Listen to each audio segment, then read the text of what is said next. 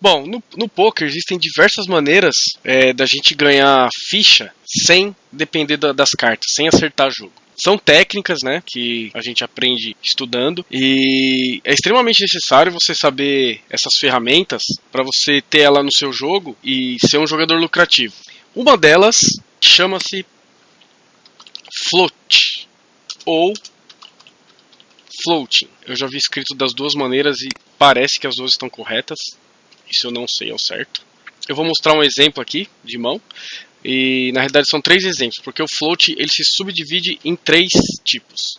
Um é o próprio float, tá? O outro, o segundo, chama-se double float.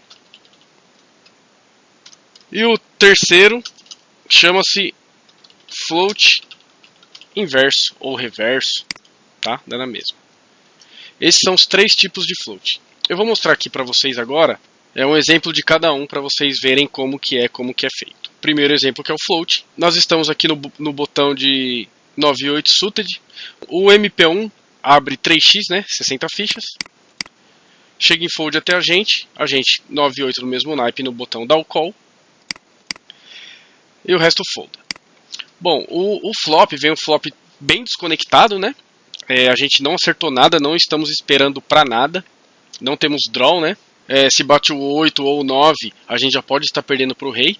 Então, teoricamente, o certo aqui o que seria? Se o vilão aposta, é a gente foldar, certo? Porque não temos nada. O vilão apostou cerca de meio pote. O que é o float? O float é você pagar essa aposta fingindo ter acertado. Apenas pagar, não dar raise nem nada. Porque pagar, em certos momentos, mostra mais força do que você aumentar a aposta.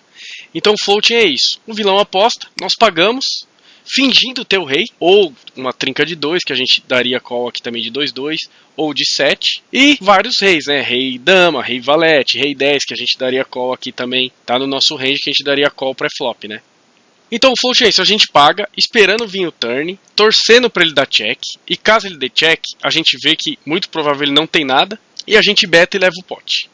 Isso é o float. Então ele dá check, a gente beta ali 170 fichas, cerca de meio pote também. Ele folda e a gente leva o pote. Pronto. Isso é o float. Lembrando que o floating, a gente tem que ter posição sobre o adversário, agir depois que ele. Que foi o caso aqui. Beleza? Agora eu vou para o exemplo 2. Vou abrir a mão aqui. Bom, abri a mão do double floating, né? Que é o segundo exemplo. A mesma mão, mesma situação, tá? Só que agora nós vamos aplicar o double floating. O vilão abre ali de novo, o mesmo vilão, 3x, nós demos o call. O resto folda, bate o mesmo board. O vilão beta, a gente vai pro floating, a gente vai flotar ele, igual nós mostramos aqui no primeiro exemplo. Torcendo para ele dar check turn, igual foi a primeira mão que a gente exemplificou agora. A gente dá o call, aí bate o turn, ele não dá check, ele beta. E aí, o que a gente faz? Nós temos 2 opções aqui. Uma é foldar, né? Porque nosso plano era floatar. Mas não deu certo porque ele betou no turn. Ele teria que ter dado check para o float ter dado certo. Mas nós temos a segunda opção, que é dar o double float, que é fingir mais uma vez que nós temos. Nós demos o call de novo, pode ver que a gente não tem nada, não está esperando para nada, não temos draw de nada. Então nós temos apenas realmente aplicando a técnica do floating e double floating.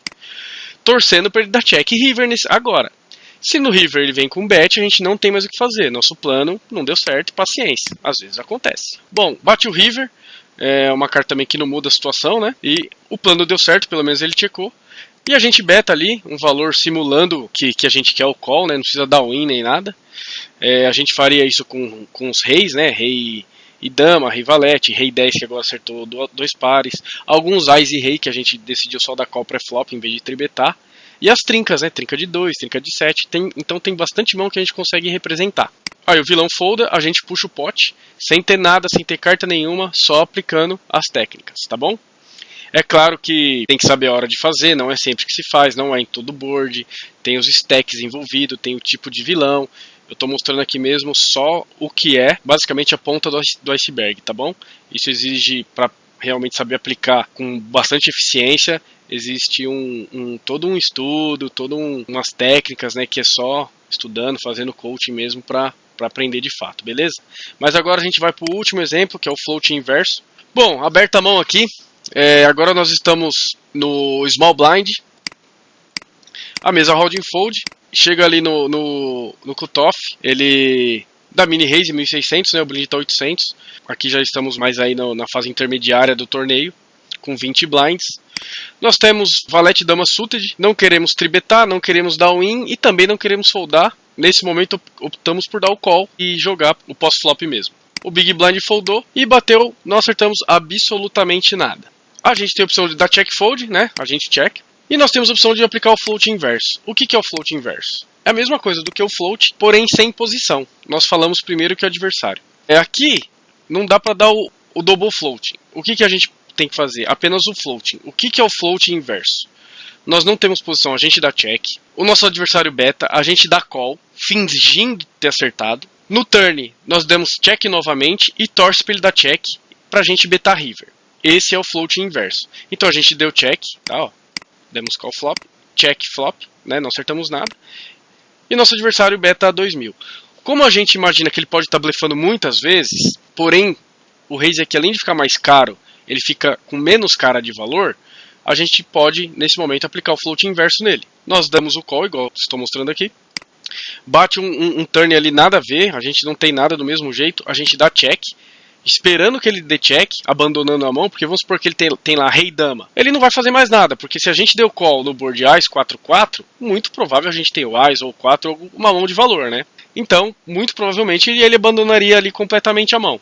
Ele dá o check turn, vem o river, a gente beta, fingindo ter o Ice, fingindo ter o 4, né? É indiferente, mas é mais o Ice mesmo que a gente está fingindo nessa situação. E ele folda. Esse é o float inverso. Espero que vocês tenham entendido aí os 3 tipos. Comecem a colocar isso no jogo de vocês. Tem várias outras ferramentas, como o famoso Tribet Lite, né? Que também é muito importante saber fazer. E várias outras que a gente vai fazendo aí algumas coisas, gravando uns vídeos e reforçando. É muito, muito importante vocês saberem essas ferramentas e colocar no jogo de vocês para poder realmente se tornar um jogador lucrativo. Beleza? Valeu!